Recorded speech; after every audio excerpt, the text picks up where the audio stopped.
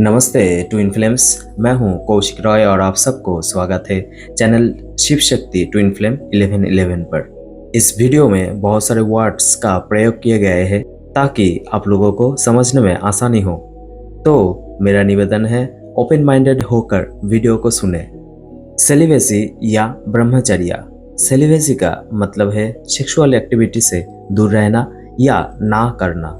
लेकिन ऐसा क्यों करें या फिर क्या होता है जिससे आपका मन से सेक्सुअल एक्टिविटी करने का इच्छा खत्म ही हो जाता है या कम हो जाता है? आइए जानते हैं। ऊपर से तो हमें शारीरिक एक्टिविटी दिखाई देता है, लेकिन इसके पीछे छुपा हुआ है ऊर्जा का विज्ञान। और यहाँ पर ही आता है ब्रह्मचर्य, यानी ब्रह्म का चर्चा करना। ध्यान, आलोचना, तर्क, चिंतन, मनन से ब्रह्म को जानने की कोशिश करना।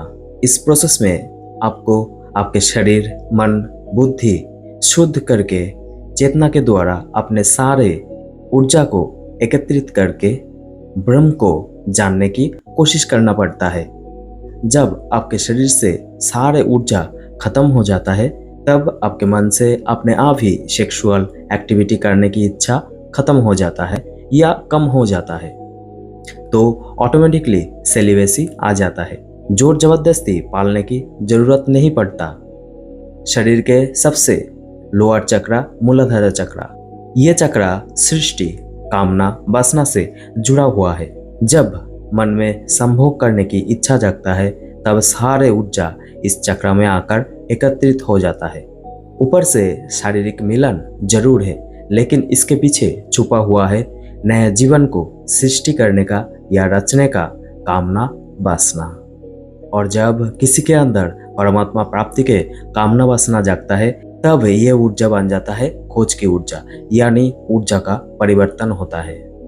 अभी तक हमने जाना सेलिवेसी, ब्रह्मचर्य क्या है, लोअर चक्र मूलाधार ऊर्जा का कैसे परिवर्तन होता है, इसके बारे में।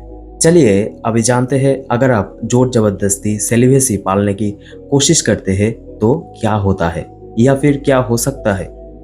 ऊर्जा हमेशा नदी की स्रोत धारा की तरह बहता रहता है, यानी ऊर्जा का धर्म ही है बहना।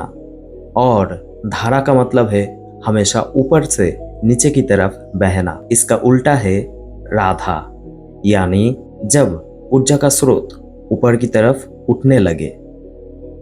और ये तभी होता है जब आप ध्यान के मार्ग से परमात्मा प्राप्ति के लिए दृढ़ निश्चय कर लेते हो।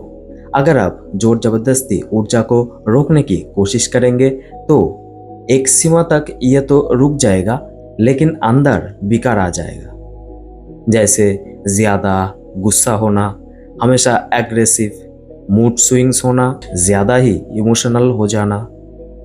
एक्चुअली आप सेलिवेसी के माध्यम से ऊर्जा को संचित करते हो। अगर आप ऊर्जा को इस्तेमाल नहीं करोगे तो ऊर्जा अंदर ही रह जाएगा।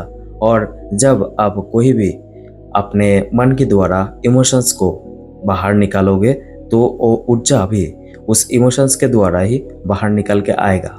इसलिए जब भी आपको सेलिवेसी पालने के दौरान कोई भी इमोशंस आएगा, वो बहुत ज़्यादा तीव्र या फिर कुछ ज़्यादा ही भयंकर रूप से ही बाहर निकलेगा।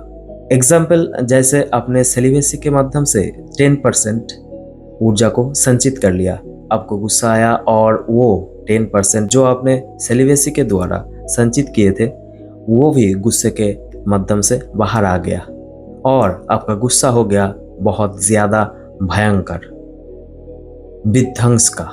इसलिए ऊर्जा को परिवर्तित करो, उसे यूज करो, लेकिन उसे रोको मत। धन्यवाद। अगर किसी के मन में कोई भी प्रश्न है तो कमेंट बॉक्स में जरूर पूछे। प्रणाम।